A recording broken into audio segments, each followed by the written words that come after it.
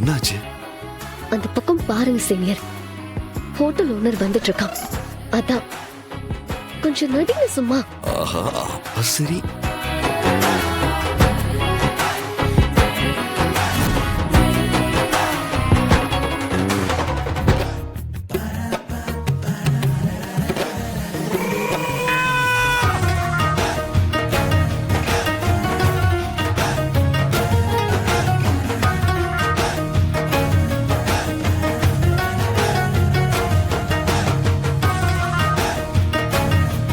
இன்றே டவுன்லோட் செய்து உங்கள் ஃபேவரட் ஷோக்களை என்ஜாய் பண்ணுங்க.